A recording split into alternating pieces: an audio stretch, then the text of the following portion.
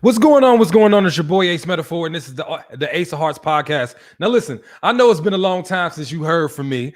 I ain't gonna lie, I was in Vegas, getting my ratchet on. It went all the way up in Vegas. I'm about $500 lighter. Now, don't worry about it. Ace don't gamble that much. Now I do partake in it. The roulette table got the best of me. I'm not gonna lie. First of all, before we get into questions. Instagram, I see you live. If you want to ask me a question on live, go to the link in my bio. Go to the link in my bio and you can ask me a question live. I see people popping up on YouTube. You can drop your questions below on YouTube. Or if you want to ask me a question live, your camera has to be on. Do not click the link if your camera is not on. All right. Do not do that to me on today. But YouTube, the go live link is in the description. So if you want to go live with me, just hit the link in the description and you can ask me a question live. The same is true for YouTube. YouTube, if you want to ask me a question live, go to the link in my bio. All right. Sound good? Go to the link in my bio and you can ask me a question on camera. All right. Now, I know it's going to take a while for people to warm up to do that. So I'm going to take some questions right now before we get started. All right, so the topic you guys see is high value man versus high character man. And we're going to talk about this. So we're going to term all our discussions today with that in mind. Check this out. You know, high value has been defined as tangible things you can see in a man. All right, so these are the wallet size, ladies. You know what I'm saying? You know that motherfucker toss that credit card on the meal and you know it ain't going to get declined. Have you ever been on a date with a man and that credit card got declined and he like, hold on, try this one and that one don't work? You know, try this other one, the Cash App card, and it don't work. The high value man is a man where you ain't got to worry about that. You know what I'm saying? The high value man is a man who's financially stable. He can take you out. You ain't got to reach down in your purse. You ain't got to do none of that. This is a man to put the card down and you know it's going to swipe through. This is a man who can handle the bills. And I know nowadays we talk about bills. You know, ladies, I'm going to talk to y'all real quick. We talk about the 50-50 on the bills thing and y'all turn y'all noses up on that. That's a roommate. It ain't that bad. But see, here's the thing. A high value man is a man that can pay all the bills. This is your traditional value man. Okay. This is a man who is competitive. This is a man who in his own right is somewhat of an alpha. This is a man who is able to be assertive. He is a leader inside of his community. He has a really great reputation. This is a man that other men admire and want to be like. A high value man is really, really, really important. Finding one, okay? But in terms of reputation, esteem, respect in the community, in terms of being a man other men respect, the type of men that you want to attract are attracted to him, not in a sexual way, but this is a man that his charisma draws men to him. He is a leader. And this is a man who is also financially stable.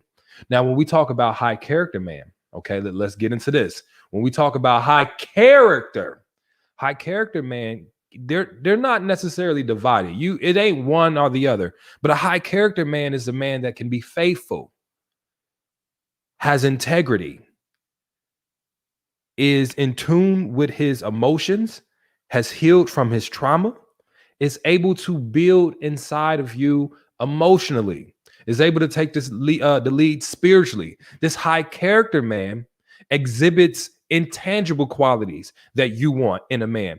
And here's the thing. We've been talking a lot about high value for the last, 6 months. It's been on everybody's topic, but no one's talking about high character. It's almost if you find a high value man, you assume he is high character when that's not the case. So today we're going to talk about it a little bit. So one more time, I want to get a couple more people on here. If you want to ask me a question on live, okay, go to the link in my bio Instagram. Okay, go to the link in my bio right now. YouTube, the same thing. Can you guys see the link? YouTube. Can you see the link? Y'all can't see the link. That's fine. That's all good. So let's do it. I got somebody on here. Let's see what you got to talk about. What's going on? Can you hear me? Hi, Hold on 1 second. can you hear me? Yeah, what's going on with you, buddy? Okay. What's going on there? You doing all right? Sorry, Can you hear me? I'm hearing you. What's up, man? What's your question? I would like to know what's the live topic about. I have just joined this live discussion and would like to know what do you mean by high value, high character. It's philosophical. I think it's philosophical discussion. Yeah. Yeah. All right. So look, I'm gonna explain it to you. And thank you for your question. I appreciate you. All right. So to further this discussion, check this out. When you think about high character, all right, and we just explained it. High character is those things I feel a relationship needs to connect. Your soul needs to connect. When you talk about somebody with a character, quality, that character inside of them, these are the things, those everyday things that needed to sustain a relationship. When you think about somebody with high character, this is a person that can reach who you are on the inside. You understand me? One more time. They can reach who you are on the inside. This is a person with great communication skills inside of a relationship. Let me say that one more time for everybody that didn't hear that. Inside the relationship. Let me tell you this. I said this the other day, and I want to emphasize this. People can be great. There are people that can be great outside of a relationship. Okay. You see them, they're financially stable. They are leaders inside of the community. They are men and are women that other people value. They bring value to the community. They bring value to people that surround them. This is a high value person, right? That value is in what they can do for others. This person is industrious. This person is ambitious. This person is full of charisma, so they can lighten the mood, tell jokes. They can hold the room's attention. And these are things we value because these are the things we can see. And sometimes those high value characteristics or qualities do not translate inside of a relationship. This is where high character comes in. Character is your ability to have integrity. Understand this. Someone can be devoid of integrity, but also be rich. Ain't that crazy? Somebody can be a serial cheater and have the respect of other men in the community simply because their financial status or their ability to be athletic, or maybe they're tall and handsome. You understand me? Somebody can be a pillar of society inside of your neighborhood. All right. These are people that help out at homeless kitchens. These are people that give turkeys on the holiday, right? But be abusive inside their relationship. That's the crazy part about it. There are people that outside of a relationship have everything you think you are looking for because, again, you are looking at those high value characteristics. However, they lack the character needed, the character qualities needed in order for a relationship to be sustained. We don't go looking for integrity when we date. Let's be honest. The biggest thing that I hear men and women, but right now I'm talking to women, the biggest thing I hear women talk about, and men, I'm going to talk about what men talk about, but the biggest thing I hear women talk about is, how financially stable he is. What does he do for a living? You know what I'm saying?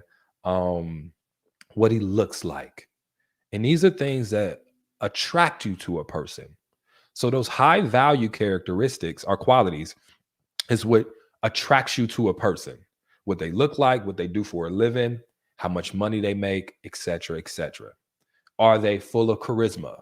And I know people want to confuse that. Charisma is that person that is a little outgoing. He's infectious, draws you to him. This is a person with quote unquote game that can flirt, that can make you laugh and shit, telling them jokes. Them jokes ain't even that damn funny. And here you are, geeky. You're so funny. And you so funny. Them jokes ain't even that damn funny, but you like him. So you laugh at his jokes. He tell you stories and shit. You all in his stories like, tell me more. But that's that charisma. Funny. And these are things that attract us to people because think about it. As human beings, we've learned how to shortcut. We shortcut things, right? And one of the shortcuts that we made in terms of dating is we've allowed certain qualities to speak for the person is on the inside. So, for example, we assume, rightfully so sometimes, but we assume if someone is financially well off and they have a job that is important, that they're disciplined, that they're ethical, that they're able to focus and follow through on things, that they don't have a problem with commitment because they haven't been jumping from job to job to job. I'll see you down there, Kay. I'm going to get you in a second. They haven't been jumping from job to job to job. So we make that shortcut. So now that we assume that someone is financially stable, we assume that they have certain character qualities, right? And sometimes those assumptions is what makes an ass out of you and me because we shortcut. But think about it. Do you really go into a date or really attract like your interest is piqued by a person's inability or ability to ability to not cheat? No, because you don't know that in the beginning. Integrity. You can't just be attracted to somebody's integrity in the beginning because you don't see it. You see what I'm saying? So those character qualities are evaluated after you are attracted to somebody's value characteristics. All right. But a lot of times we don't dive deeper. This is why I created that card game that hopefully a lot of you guys got is when you dive deeper on those dates, you are seeing what somebody's character is. Yes, I know you financially stable. Yes, I know you are handsome and are cute. Yes, I know you have the respect of your community, but let me see if you can be faithful. Let me see if you have integrity. Let me see if you are slow to anger. Let me see if you can provide those intimate moments outside of sex. And these are things that we should be checking for. Kay, what's up? Talk to me real quick. Hey, so I got a question. Go ahead. I want to know, like, how do you get over all the hurt that somebody gave you if you don't have the closure? Like they never even told you why or who. They just automatically woke up and just turned on you. Yeah. And it's like after you held them down, like you lost your job twice. I was there. I was taking care of everything, supporting your dreams, and then the next thing I know, you just want to be with somebody else. And I'm like, what happened? Like, where did it go? Like, you wasn't the same guy in the beginning that you turned out to be. Let me tell you the hard truth, and I want all the ladies to listen to this. Stop investing in men. And I know you're about to be like, what are you talking about, Ace? Stop investing in men while you are dating. You may gift them time. You may trade effort and resources with them. You may reciprocate. This means you do something for me, I do something for you. But when you are investing in a man, which means you are giving them time, energy, and effort, you are holding them down, you are building them up. A lot of times you are investing in a man for him to take those things you taught him to another person. So that's the first thing I want everybody to understand is investing in a man is building him up a lot of times, often for another person. Let me tell you why. The man that's put together won't need you to build him up initially. That doesn't mean that if you guys get into a committed relationship that he may not stumble and he may not need you to speak life into him, but you weren't married to that guy, was you? No. And so in the process of building him up, you drained yourself, didn't you? Yeah. You emptied your cup. I feel like in a way like I'm broken because I gave him all I had. Because it's Yep. like you asked me to let you in, and then once I let you in, you just turned out to be who I didn't ever thought you was. So a lot of times, and I want to make this painfully obvious for people that are watching. A lot of times, people are not coming to us looking for love; they're looking for help. They're looking for help. They're looking for a safe space. They're looking for somebody to enable their behaviors. They're looking for somebody that's going to build their self-esteem by tearing down their own. Every time you sacrifice for that person, it's like you gave them a piece of you, right? Every time you gave them a second and third chance, you gave them another piece of you, another piece of you, another piece of you. And now you're wondering why you can't find closure because half your heart is with that person. And let me tell you this. This is the part nobody want to talk about. He didn't take it. You gave it. You gave it. So going forward, and I know we're going to get to your part about closure, but I want to make this for everybody that's watching. Going forward, it is important for us to match the level of effort to the level the relationship is actually on. Not where we hoped it is, not what we want it to be, or where it's at. If a man is losing his job, that is a yellow flag. Yellow flag means let's pause, let's hold on, let me not invest no more, let me take my time, and let me see if you can rebound on your own. Dating is for observation, not for modification. All right. So I want you to understand that it's not for you to be modifying a man. It's for you to be observant to see if he has what you need to go forward. And my bad about these notifications, y'all. I got to figure out how to turn those off. But so that is what I want everybody to hold on to. When you meet someone, observe. If you feel like you have to be in modification mode before you are deeply committed, then that's a sign that maybe that person is the right person for you. Now let's go to closure. Closure. Let me ask you this. When you got in your car, who closed the door for you? I did. Okay. When you go home, who closes the door for you? I did. All right then. Every door in your life, you've probably had to close for yourself. You know what I'm saying? And mental closure is no different. If you are waiting for this man who already hurt you to come back and give you closure, you'll be waiting for a very long time. All right. Listen, first of all, this man has proven that he doesn't have what you need. He has proven to make some steps that are not up, building up this relationship. So if he wasn't what you needed while you were together, why would you expect him to be able to be something he's not when you are apart? Therefore, you have to find that closure. And let me tell you this. I know it's easier said than done. I know you're thinking like, I've tried, Ace. I've actually tried. So let me give you a couple tips. First thing is this.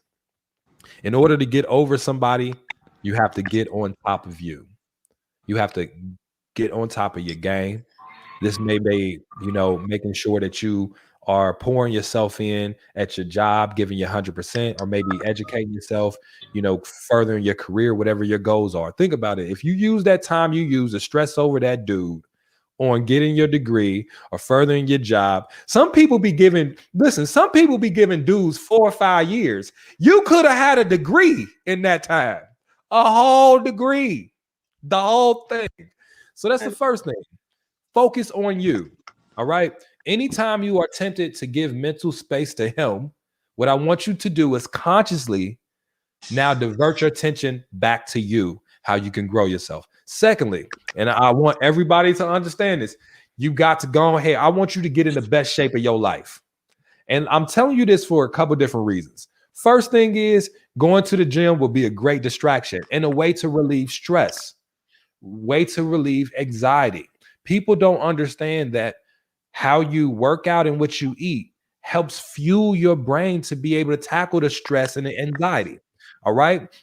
Then unintended positive consequence to that is now you walking around with a little bit more confidence than you normally had. Okay. Now, so that's the first tip. So whenever you think about him or the relationship, man, go to the gym. Go to the gym. Hit a punching bag if you got to. You know what I'm saying? Think about his face when you hit that motherfucker too, like pop, pop, pop, pop. You know what I'm saying? Do what you gotta do. I know you like, man, Ace telling me to go to the gym. I'm telling you, it works, people.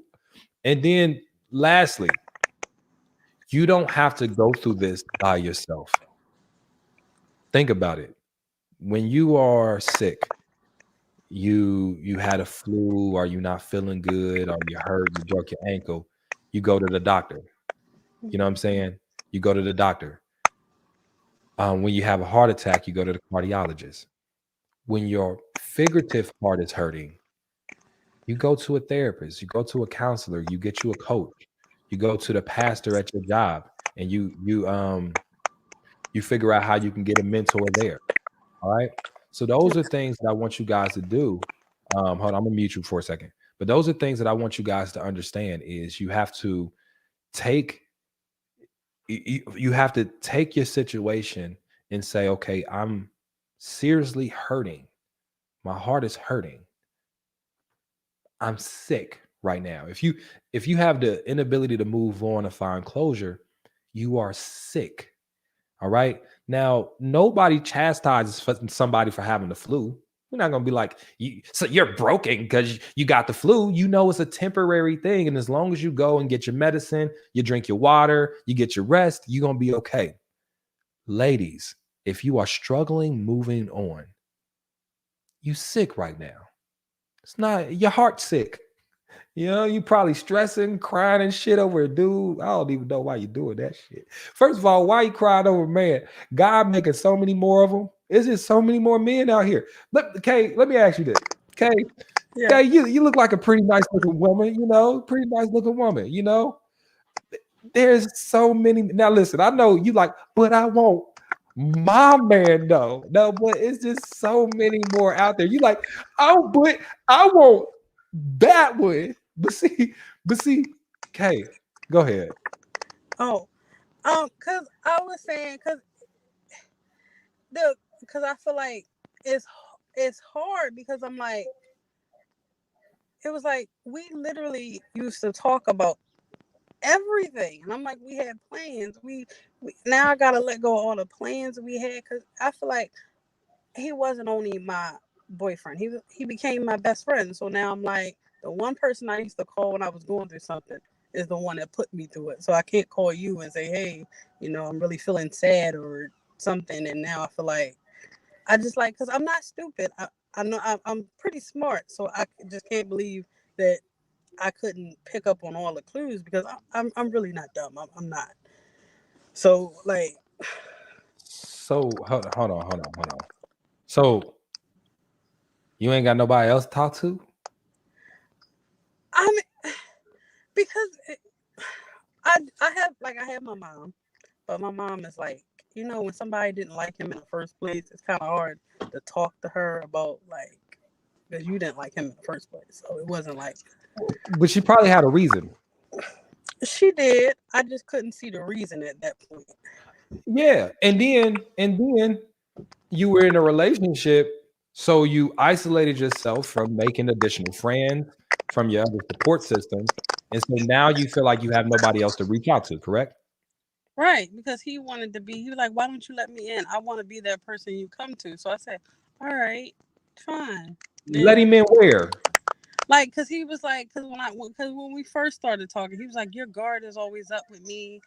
I wouldn't do that to you. I wouldn't leave you. I wouldn't hurt you. So why won't you let me in?" So I let my guard down, and I gave him all. Like I gave it all. K.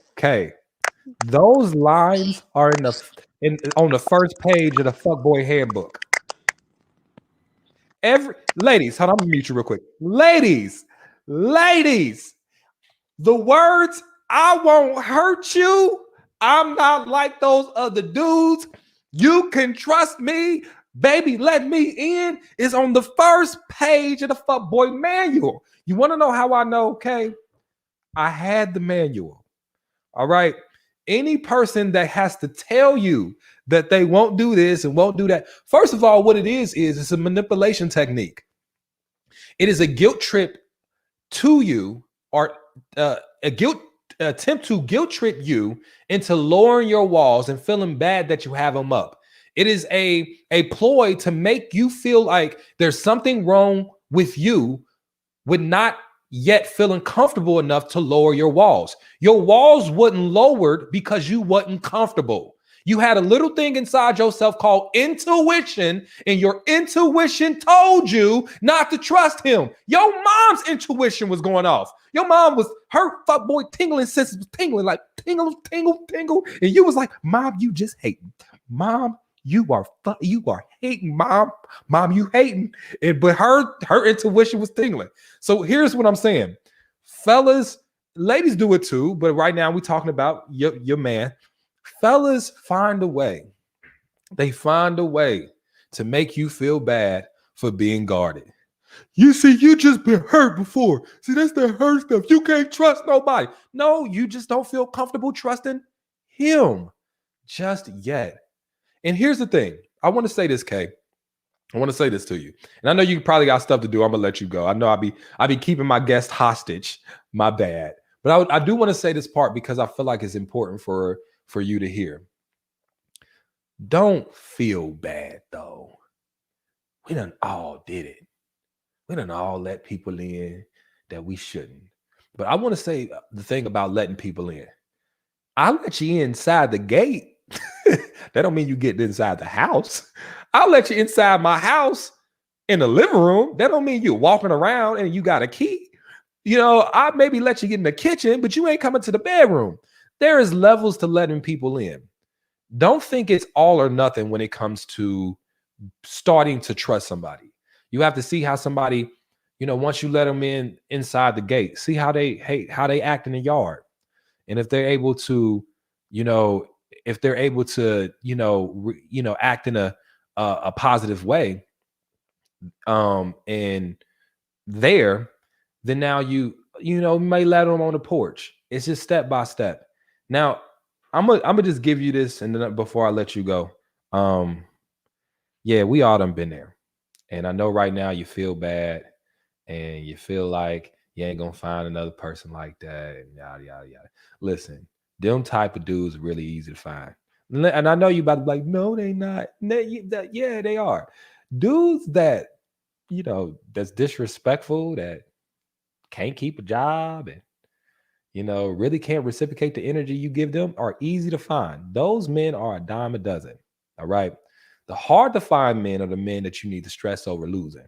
Now, if you lose you a faithful, integrity filled, got a job on his career type man, the man of your dreams that ain't did nothing but hold you down and treat you right, and you lose him because you did some fuck shit, then maybe stress about it. But if you were the one giving your all to a person, if you was the one holding him down, building into him, and he just didn't see your value, and he didn't appreciate you, he neglected you, and he hurt you, don't cry over that dude, man. You gotta pick which dude. Listen, life too short, Kay. Okay, look at me. Life too short. It's too many dudes. Look, I can put my stamp of approval on it. Kay, I can guarantee that you can at least find a dude that's gonna love you the same way you gonna love him. Now, I don't know if he gonna be rich. I don't know if he gonna be tall. I don't know if he gonna take showers every day. But what I do know is there's a guy out there that's gonna love you the same way you love him. And find that guy, okay? Find that guy, okay? All right, I love you, and I appreciate you, okay? Now, you do your thing, all right? All right, thank you. Bye, Kay. Bye-bye. Yeah, man. These I'm telling you, these people out here make you feel like you crazy now. They make you feel like you crazy. They make you feel like you crazy. Like something wrong with you. Ain't nothing wrong with you, boo. Ain't nothing wrong with you. Listen, the only thing wrong with you is loving him. That's the only fucking thing that was wrong with you. You take loving him out the equation, you pretty all right. Like, loving the wrong person to make you question your damn sanity. Like, real talk. You be questioning shit about yourself that ain't ever been a problem. You be like, well, maybe I love too deeply. Maybe I am crazy. No, you just loving somebody that's bringing the worst out of you. I'll say this, and I want you guys to understand this. Write this word down, ladies. Compatibility. Compatibility, yo. Compatibility. I'll never sit up here in this channel and tell you that that man is horrible, a horrible person, just because he didn't get along with you.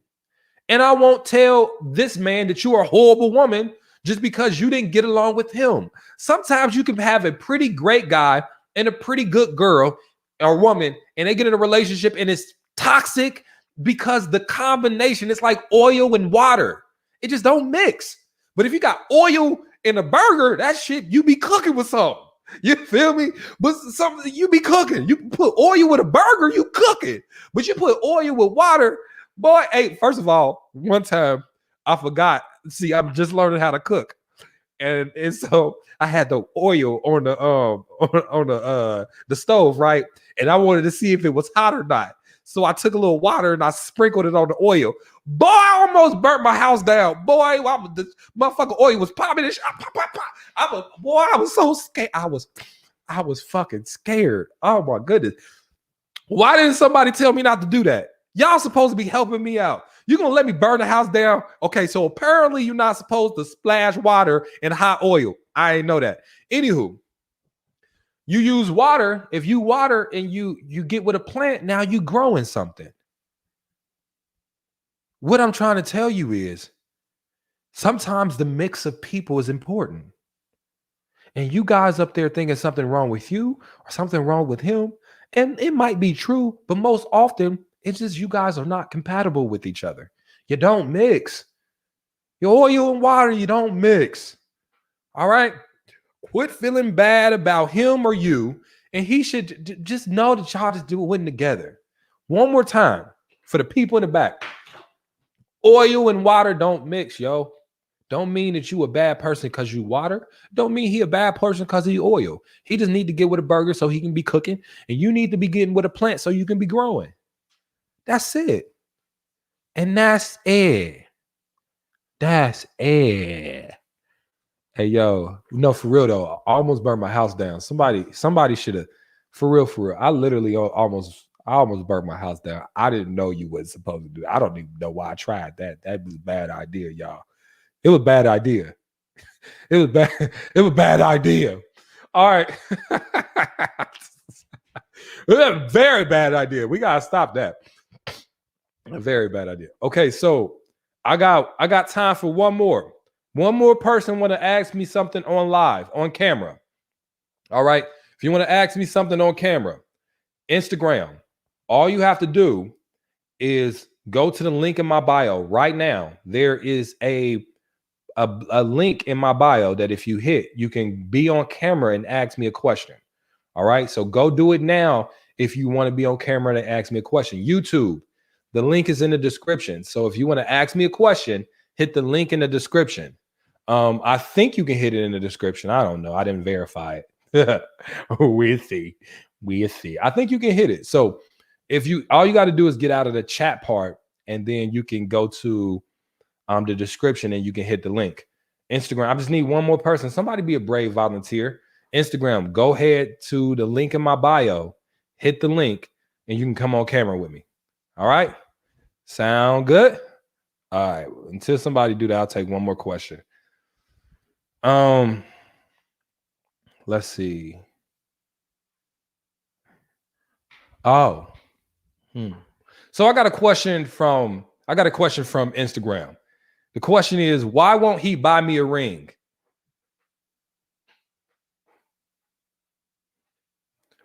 He don't want to. I mean, I don't know. He not ready yet. I don't know. He can't afford it. I don't know. Listen. I'm gonna tell y'all this, okay? If that man really wanted to marry you, he'd marry you. Now that don't mean he don't intend to. That don't mean he don't love you. It don't mean that he ready to leave you. It just mean right now he really don't want to marry you now. All right. That may mean y'all need some more time. He needs some more time, but that don't mean you gotta wait for it. So here's the thing: you gotta decide. If you are sick and tired of waiting for him to decide whether or not he want to marry you or not, You got a tough choice to make. But what happens is, and ladies, I'm gonna talk to you guys. What happens is, what do you do? What do you do? Instead of saying, okay, I'm gonna bounce because I've been waiting too long and I'm sick of waiting, what do? You now pressure him and guilt him and make him feel bad because he don't want to marry you just yet. All right. And that's a horrible way to handle this. Because think about it. You were asking somebody to spend the rest of his life or her life with you. That's something that somebody should come to the conclusion on their own without being pressured. Because the last thing you want to do is be married to somebody that didn't really want to marry you just yet. And they did it just because you gave them an ultimatum. So this is my advice. I ain't saying wait for that man to get ready, but I'm saying don't pressure him to. If you have gotten to the point where you are sick of waiting, you can leave. You can leave. I'd rather you do that than to attempt to pressure him into marrying you when he really didn't want to, or it wasn't his idea in the first place. And I know that sounds backwards, but it's the truth. It's the truth. Quit begging men to marry you. First of all, it's beneath you, for real, for real. It really is. And then secondly, if you really want to marry him that bad, ask him. Isha, I'm about to get to you. Give me a second. Ask that man. I know y'all like, no, it's a man's job. Ask him. Ask him. See what happens. Let's see. Let's get interested. Let's get it interested or whatever. You don't know if he want to marry you or not. Ask him. See what happens. Don't ask him to ask you to marry him. No, you propose to his ass. And I know that's a man's job. See, I was with you until you said that. Ask that man to marry you. See what happens. It get real interesting. But nope, you'd rather wait a year or two more of your life, hoping he asks you. All right. So here's my synopsis. There's a couple ways you can handle that. My bad, my dog is on here. There's a couple ways you can handle that. Isha, I got you in a second. First thing is this. If a man doesn't propose to you, it just means he's not ready to marry you yet. Or he may never be. I don't know. My advice is not to pressure him into marrying you. My advice to you is if you feel like, you don't want to be waiting no more, my advice to you is to move on. All right. Because the other option of pressuring him or guilting him into marrying you produces a relationship, that can be, full of tension and resentment. You know what I mean? Because that person actually didn't want to be there and get married. Secondly, you can ask him to marry you. I know that's against social norms, but shit, I'd rather you ask him to marry you than to be waiting 2 more years, waiting to see if he gonna ask you to marry him. But y'all carry on. I know y'all not gonna do that shit. Ace, hell no. Okay. I mean, I'm just giving you suggestions. Toby, leave me alone. Thank you. All right. Isha, what's your question? And then Gigi, I got you right afterwards. Isha, what's going on? What advice do you have for young women who attract men who don't want to leave? Don't want to leave? Leave how? Like never, like, I don't know. Basically, like they, when you get with a man who's kind of immature, he'll kind of like dib you as his property. He never wants to let you go. What choice do we have? He doesn't have a choice. Exactly. So listen. But this is the thing, you still got to deal with him. No, you don't. Okay, my baby's father is one. Well, you had a child with him. So right. That's a different situation. So obviously if you have a child. It's the perfect situation because you have a child. So there's something there that you still have to deal with the person for. Right. But my point is, when that's in place, then what? Okay. All right. Now to make more sense. Okay. Because I'm like, first of all, let me address this and then I'll get to that.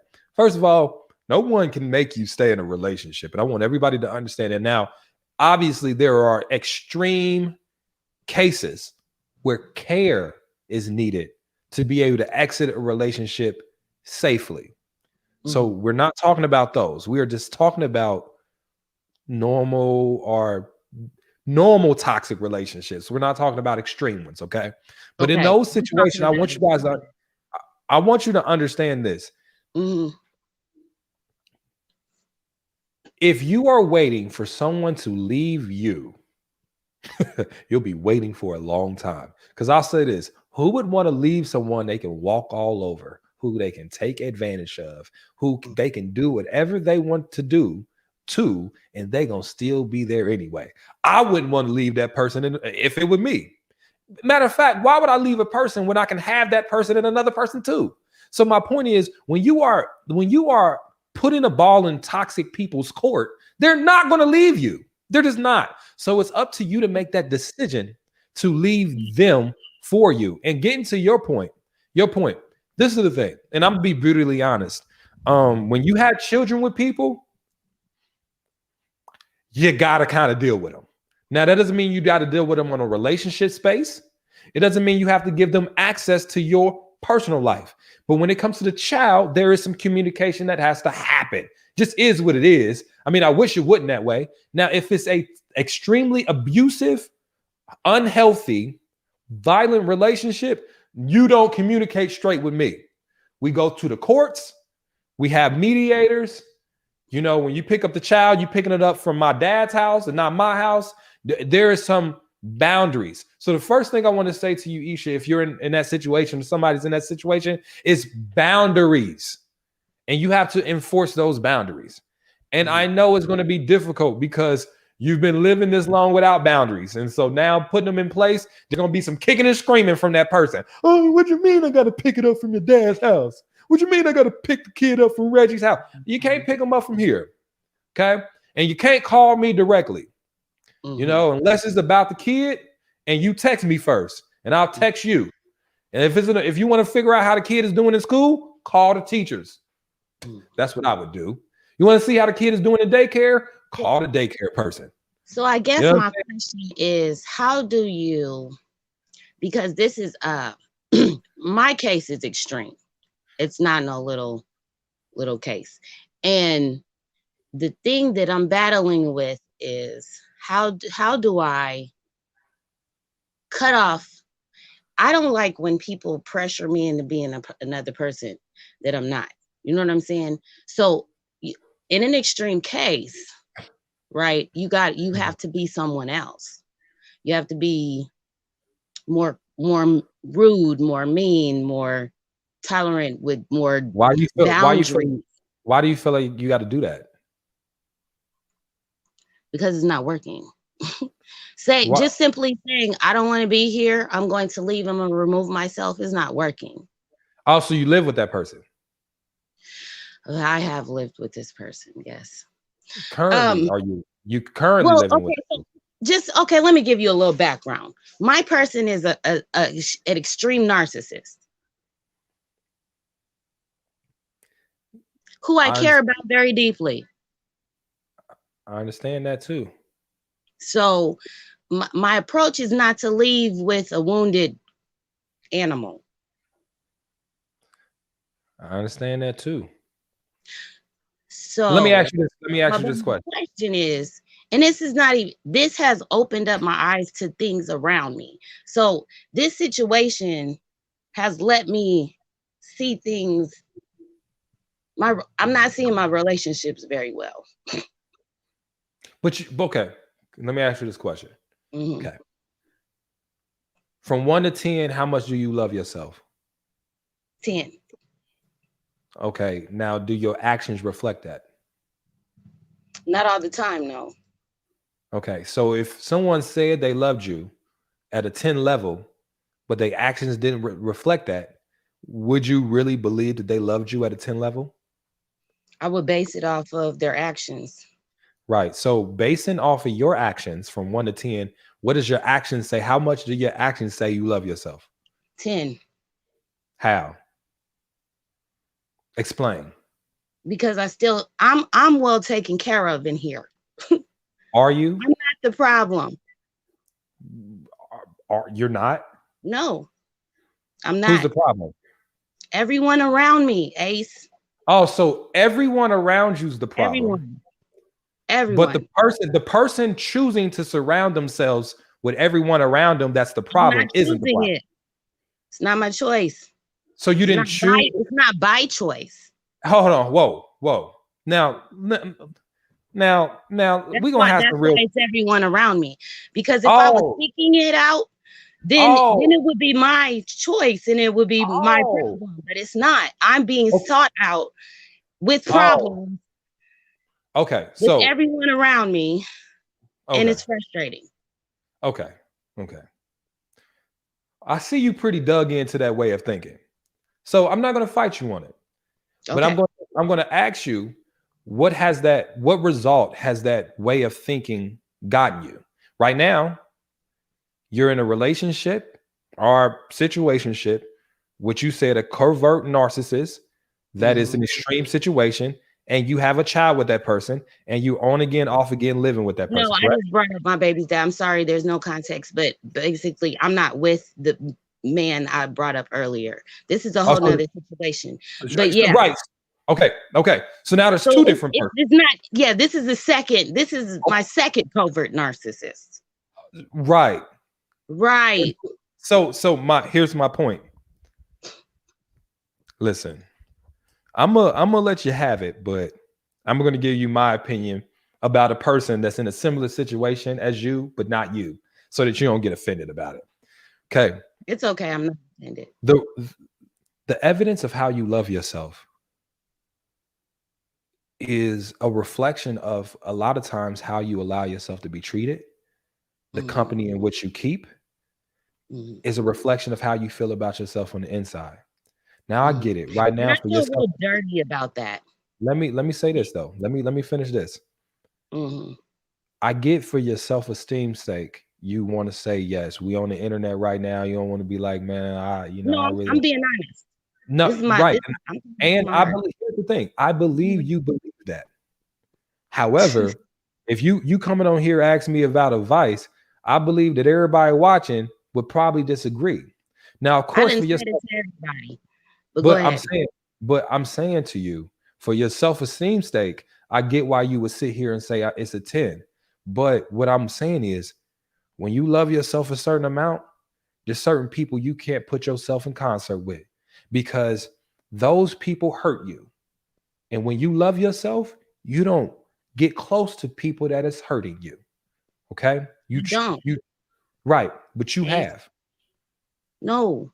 I mean, I've allowed it. Yes, I've allowed it. But it's hard. Okay. This is what's hard for me. I'm a nerd. Okay. So, I do little things. I probably do with the same thing you do every day. Fuck with the computer, whatever. I stay to myself. I've never really made friends. Friends made me. So they say, well, I like you. You're a person I want to be friends with. So let me have a friendship with you. I never sought out friends. I didn't seek out a man. I was okay with being by myself. And then I opened up this world to friends and men and all of this. And it didn't feel very good. So now I'm feeling, and my question to you is, now that I've opened up myself, I'm okay with me. But now that I've opened up myself and I haven't been treated very well by anybody around me, what do I do with that, Ace? So I'm gonna leave you with this, okay? And I want you to listen to it, okay? Because you asked me a question. I think it starts with loving yourself better. So right now, if you feel like you love yourself at a 10, we got to figure out how to get you to a 15. Because right now there's some room for improvement there. The reason I say that is because sometimes the people we choose, again, to be in relationships with, we choose to have children with, we choose to let them grow close to us, those people are a direct reflection of what we feel like we deserve. And I know you want to disagree with that. I know you're saying, I didn't seek them out. So I feel like I have no culpability or responsibility for the outcome. But no, it takes two to tangle. I'm not saying you are responsible for the hurt that someone caused you. I will never say that. However, what I am saying is there is a certain level of love, confidence, and esteem that once you have, it's going to defend you from certain toxic venom from people that are looking to take advantage of you. I get what you're saying. You want to help everybody, you infectious, you want to love everybody, but a part of self-love though is restraint. You have to be able to restrain yourself from loving people who can't appreciate it, who uses against you, who hurt you in the process. You have to restrain yourself from having children with people that can't appreciate you. They don't want to share in that. They don't want to be healthy. You got to restrain yourself from getting in relationships again with a narcissist. You dealt with one and now you in another one with another one. That means you didn't heal and learn the first time. What I want to say is, and I know you, let me finish. What I want to say is this. I love you, right? I don't know you, but I love you. And I want to help you through this. But you also have to have the ability to look yourself in the mirror and have a level of self-awareness. Obviously, nobody, look, fool me once, shame on you. Fool me twice. At some point, you have to say, what changes can I make to make sure I don't get in a relationship with a third covert narcissist? What changes can I make to where everyone around me ain't doing me wrong? You said it's everyone around you that's doing you wrong. That means you are surrounding yourself with people. I'm not saying that. I'm saying I don't feel safe. Isha, you specifically said that. So I know. Listen, I don't like to do that. I don't like to do that. Let me clear it up because I'm grateful. You see what I'm saying? I don't like to do that, but I'm also saying I don't feel safe. Right. So here's my thing. So I'm glad you said that. If you don't feel safe, it's probably because you aren't. It's probably because you're not protected by the people that are closest to you. It's probably because you have some work to do inside yourself to work on your alarm system. You know what I'm saying? That alarm system goes off when a person come in that don't need to be there. You know, you got to work on your gate to make sure that people can't get close enough to hurt you if they don't earn the access pass to your life. These are things. Listen, the reason why I ask you how much you love yourself is because I love me, right? And I love my life. And I love the things inside of it. Therefore, in my house, I have an alarm system, I have locks, and I have a gun. Because I'm going to defend what I love with everything I have. The same is true. If you love yourself, figuratively, you have to have boundaries. You have to sharpen your intuition. You have to be more disciplined about who you let in because you love yourself too much to allow someone to hurt you. So I'm going to let you go, but I want you to really harp on that. All right. And I know you probably going to think about it, but I think that's where you should start. Okay. Okay. All right, girl. All right, thank you. Peace. All right, GG. I'm about to get to you. My bad. Okay. Give me 2 seconds. All right. Let me just wrap this up. Ladies,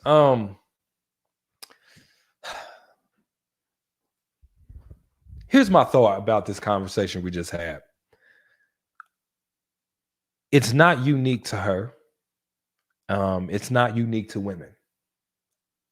It's actually pretty common. It's common for us to praise ourselves for the amount of good we do for people that only do bad to us. It's common for us to feel like being a ride or die is something to be proud of, even when the person you riding for is the person that's helping you die for them. You know what I'm saying? It's common for us to deflect responsibility of our our supervisory position in our lives to say it's other people's fault because it's easier to swallow.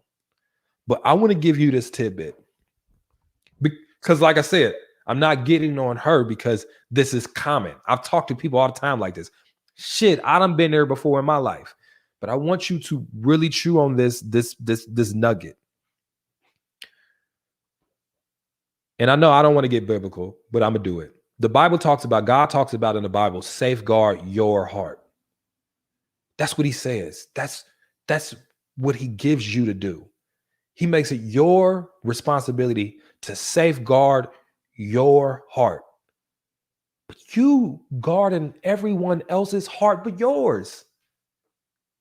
How you guarding everybody else's heart but yours? He didn't say safeguard Reggie's heart, Jamal's heart, Keisha's heart. He said safeguard your heart. But you guard everybody's heart but yours.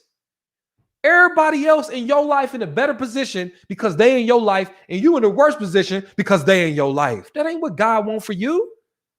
That ain't what your parents want for you. That ain't what nobody that genuinely cares about you want from you. But we praise ourselves for being martyrs for love, yo. We praise ourselves for being the doormat or the sacrificial lamb for somebody else's life to be better. I reject that, man. Fudge that, yo. Nah. No. I choose me. I choose me every time. Without a doubt. Every single moment. I'm choosing myself. And hopefully choosing me means also choosing you. But if you ever have to make me decide between loving me and loving you, you lose in that battle every single time, yo. So I get it. Listen, we done all been here before, yo. Like, I'm talking shit like I ain't never been there, but I done been there. I done been in some toxic situations before and couldn't see myself out of it. So this is not me chastising Isha because I love Isha. This ain't me chastising you. This is me saying it's okay what you have been through. Let's make some adjustments going forward. And I hope we all can respect that, right? Let's just make some adjustments going forward. All right, GG, you ready? You ready, GG? All right, GG, come on, talk to me. Sorry, you kind of made me cry when you said that. You're amazing. I appreciate it. First and foremost, I wanted to tell you, God bless you. And it's really nice talking to you right now because in year 2020, I was in a really bad relationship where I almost nearly died with this man. Like, I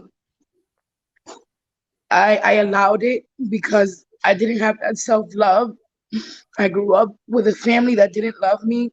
They abandoned me when I was 15, so I basically was raised by myself. And then I guess the first guy to come along in my life to show me love was the first person that I accepted. And when he started the abuse, I let it continue. I let it go on for so long. And when the quarantine started, it was like a nightmare. Like, he literally tried to kill me so many times until the very end when he tried to wrap an extension cord around my neck. I went through all of this, and I just wanted to share this with you because I found you in the midst of praying. I found you and I started looking at your Instagram and reading all your videos, and I'm like, there's something wrong. I don't understand.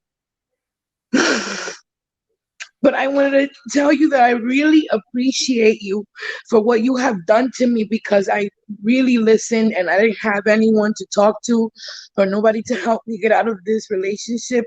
The only thing I had was listening to your words, and I'm just very grateful to you, and God bless you for that. And my advice to you is, now that I've healed, this is a year later now, I left that behind. I had to get a restraining order. The cops got involved.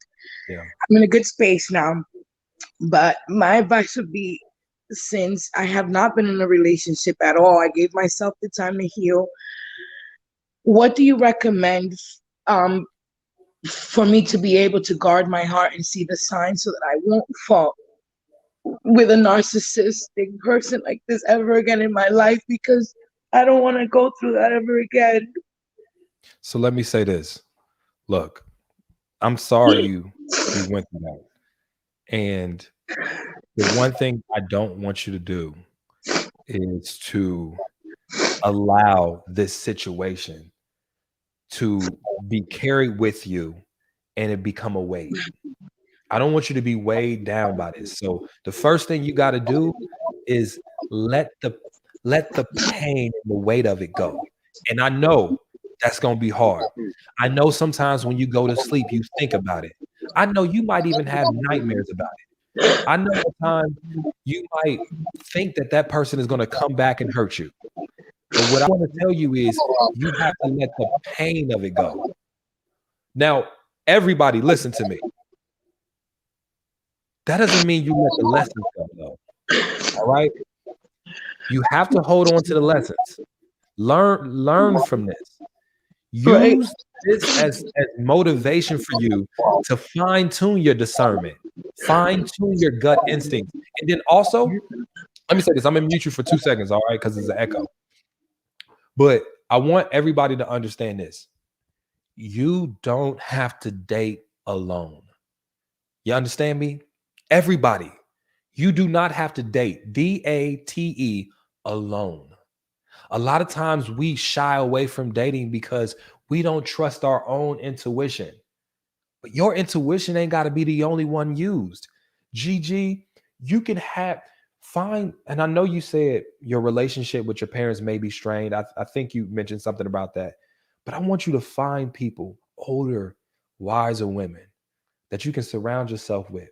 That when you start dating, now you might go on some double dates, some group date settings, and you can help get their vibes and their opinions and their outlooks on this person. I want, while you're dating next time, you to have a coach, somebody you can talk to about the dates, somebody you can confer to. The thing about it is we date by ourselves too much without being in a concert of people that are not in the situation, whose emotions aren't wrapped up. Gigi, let's be real. Sometimes we end up in these toxic situations, because people are toxic and they need to get their lives together. Like the dude you was with, if you was my sister, Gigi, he'd probably get these hands.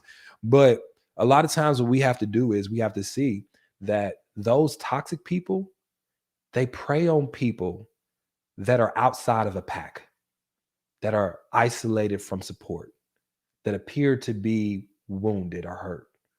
This is what those people prey on. Think about it in the animal kingdom, a lion. He ain't going for a pack of elephants that's sticking together. He looking for that one gazelle that's cut off from the pack that's a little sick. So Gigi, you yourself, yes, continue to grow your discernment, continue to heal, continue to learn how to let go. But whenever you do decide to start dating again, surround yourself with people who are there to protect you. Surround yourself with other eyes and other hands and other people that can give you valuable feedback on that person. Because a lot of times the reason we fall for people because we trust our own heart. And I know I'm getting biblical today, but the Bible talks about the heart is treacherous. Who can know it? Who can know it? Gigi, you followed your heart the last time. And listen, that's not a bad decision if it works out. This time, I want you to follow your brain. I want you to follow your logic and your intuition. I want you to look for signs and respect red flags and walk away when you find somebody that has toxic tendencies the first time. And I want you to surround yourself with people that will help you do that, that will strengthen you, that will make you feel like you're not alone. Because trust me, Gigi, when you feel like you're alone, you will attach on to the first person that's willing to stick around so you won't be alone, even if that person is toxic. So that's the first thing I want you to do. Gigi, let me unmute you real quick. Gigi, you got friends? How many friends you got? I have like one friend. All right, so look, let's do this. Before we start looking for a man, let's find 5 friends. I want you to find 5 friends, okay? All right, so I know it's weird. I know making friends is weird now that we grown, but Yeah. find me 5 girlfriends. Work on that support system. Find you with some older mentors. All right. So when you are looking to find these friends, don't just look for people your age. You know what I'm saying? I'm gonna mute you one more time. Look for people that are older too, somebody that can give you some outlook. So that's the first thing. Before you try to find a man, GG, find you 5 friends. All right. Now, what I want you to do when you find these friends, don't dump on them initially, but once you start to get their trust and they trust you, I want you to tell them your insecurities when it comes to dating. I want you to tell them what you've been through. See, here's the thing about finding you some girlfriends. They ain't gonna flip it and use it against you. Start finding you a man that you try to date and you tell him all those insecurities you have. Those men are trying to use it against you. But those women that are there for you to help grow you and protect you, they'll know your story and they'll help watch out for you. All right. So that's my advice to you. Okay, Gigi? Yes. Ace, I just wanted to thank you because in a way you helped save my life. And I wanted you to know that I didn't have anybody else, and all I had was your voice in the midst of this darkness. And I'm very grateful for you. And I hope that God continues to bless you always. And thank you so much for doing this because I know that there's other women like me out there that don't have anyone. And for me, just to have you, it just gave me the strength to run away. I just took my clothes, I left everything, and I just ran away. And I'm so grateful to you. Thank you very much for everything. Thank you, Gigi. I God appreciate bless it. your heart. You have a good day. Thank you. You too. Nice to meet you. Bye-bye. All right, Key. I see you down there, Key. All right. Key, what's up? Talk to me.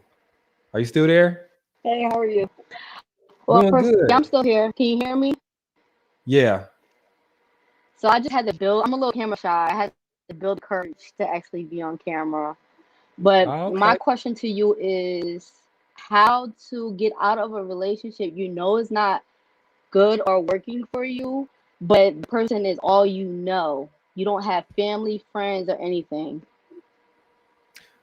Get some family, some friends, and something. Okay. Now I know. I know what you're about to say, but you can't just get family, Ace. Yeah, you can. Sometimes you will meet a friend that's gonna stick closer than a brother. Sometimes you're gonna meet a girlfriend that's gonna stick closer than a sister. What I'm saying is, a lot of times we box ourselves in a corner by isolating ourselves. In this relationship, you may feel like he's all you have because he's all you have. You have all your eggs in this basket, so it gotta work out. All right?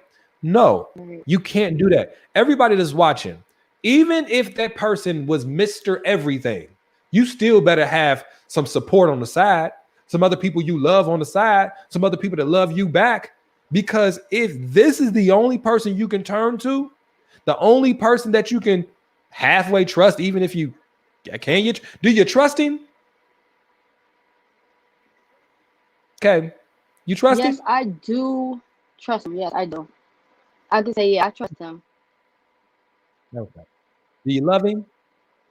I do. My thing is like, so his mother left him when he was 7, so he got trust issues when it comes down to women. And it's like one minute he got a wall up, and the next minute he don't. So it's like it's nothing consistent. All right. So let me give you a piece of advice. I'm gonna give you this advice because I think this is gonna summate what I think you should do. And I know you're gonna feel like it's real simple, but it's gonna be really good. Because then I gotta get my COVID shot at 1:00. My second one. I got the first one. I gotta get the second one. So that way I can be traveling and having hot boy summer. I'm having hot boy summer. It's not canceled this year. Okay. So look, heal first, then find me. Okay. That's your mantra from this point on. Heal first, then find me. Okay. I want you to repeat that for yourself. And when you're dealing with this relationship, I want you to say, I need you to heal first, then come talk to me. Okay. And I know here's the thing. People not gonna do that though. People, because you know what? People reason we can heal and grow together. No, sometimes somebody, and this is what I want you to respect. Kay, how old are you, Kay? If you don't mind me asking. I'm 29. Yeah, 20. So yeah, you at that. Let me tell you this. You at that stage of life. See, I'm 32. I'm at the stage of my life where it's certain shit that I expect you to have dealt with before you meet me. You know what I'm saying? Like Right, it's certain things right. I don't want to have to be going through. And one of those things is at 29, 30, 31, 32, you have to have dealt with your childhood trauma. At at 30, you But can't I be still haven't even using dealt with my childhood trauma. exactly. And that's why you with him. Exactly. That's why you with him. You're with him because you haven't dealt with yours. So it makes it okay and more palatable to deal with his. You reason because you have trust issue or not trust issues with child issues that you haven't dealt with, that it's okay for him to have it and bring it to this relationship. You guys are bonding over trauma instead of bonding over healing. You guys should be bonding because you have had childhood issues and you both have overcame it and you gotten on the top on the other side of it. You should bond over the success story, not the beginning of the journey. And I get it. Right. I get it. I get it. You like we can heal together though. No, you can't. Because y'all gonna be hurting each other while you trying to heal. Sometimes you got to get in your corner. He got to go Right. get in his, and y'all got to fix these issues separate. And then if you fix it, I have then healed. then I have healed. Go ahead. my bad. No, I'm listening to you. My dog, my bad. He just need. I have I have healed over my childhood trauma, but has gotten it recently was brought back up. So now the Yeah, healing process has to start all over. yeah, but why wouldn't it? Why would it? Look, if I listen, if I'm a let's be honest about it. If I'm a recovering alcoholic, I can be in a relationship with another recovering alcoholic. I've went years being sober. They've been years being sober. We can bond over our past experiences. We can also understand where we're coming from so we don't trigger each other. But as a recovering alcoholic that has been sober for 4 years, I cannot be in a relationship with a current alcoholic. It is going to trigger me. It's going to trigger me. And then that person, if I have a temptation, they're not going to be able to help me through it because they haven't gotten through it. What I'm saying to you is, it's probably not the best idea to be with someone who A, probably triggers you and you trigger him, to be honest. And then B, you guys are going through the same problem that honestly by this age should be taken care of. And listen, I don't care what nobody tell you, because everybody about to tell you, no, you don't got to be perfect to be in a, yeah, you ain't got to be perfect, but it's certain things at 29 and 30 you don't want to have to be dealing with. All right. Right. Is it key or K? Key or K? Key. All right, key. Key. Yes. Key, okay. So okay, let me ask you this before I go get my COVID shot. My question is, what's your goal? Is your goal to be married? Yes. My goal is to be married, have kids. I don't have any kids, but I'm on a seesaw with kids too because I have seen and witnessed so much when it comes down to having kids and relationships and stuff like that. So it's like I'm second guessing myself when it comes down to having a child with someone that can be in your life in the beginning, and then as soon as that kid comes, is just a different situation. And I don't want to put myself Yeah, in a situation where I'm a single parent. I'm glad you said that. So check this out. This is what I'm gonna leave you with. The goal is to be married. The goal isn't necessarily to be married to him. It would be nice if it was him, but the goal is to be married to someone that's qualified for the position. The goal is to have children Right. for someone that's qualified to be a father. Now, your goal from dating is to see if a man is qualified to be those two things. I'm telling you, childhood trauma, if not taken care of, can disqualify somebody from having the skill set needed. If this person can't trust you, if this person can't act right in a relationship, and I get blaming everything on your parents, but at 30, at 30, you just can't use that. At 21, you could probably use that excuse. It got some clout. Don't mean you should stay in a relationship, but at 30 is like at 30. I'm be honest with you guys. Can I be honest with you guys? Just gonna Keith is gonna hurt a little bit, but I'm gonna be honest.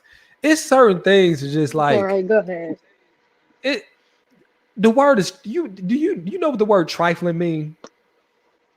It's trifling. Yes. Okay. It's not trifling at 30 to have childhood issues you haven't healed from. But it's trifling to make another person deal with it because you haven't healed from it. That's trifling. So I just don't want us thinking that we have to deal with things people have had 12 years to figure out. Now, again, if those issues don't affect a relationship in a negative way, then all means, I mean, cool. But if those issues are affecting a relationship in a negative way, then it was that person's responsibility before they met you to get that together. And if that makes me a bad guy because I said it, I'd be the bad guy. Because at the end of the day, no, it doesn't. My situation doesn't affect him, but his situation affects me. yeah. Yeah. But see, that's the difference. When I say healing, it doesn't mean that you don't deal with the residual effects of a childhood that was broken. But it means that you have gotten to a point where you can function successfully in relationships without those demons coming to haunt them. All right. But listen, I gotta get out of here. I gotta go get this COVID shot before I'm late. I love you guys. All right. Thank you so much for Ace, joining thank me. you. Love too. All right. Bye, y'all. All right. Bye, y'all. Thank y'all. I'm gonna upload this later. I love you guys. If you guys want to watch this again, it's going to be on YouTube. Okay. Love you guys. Peace.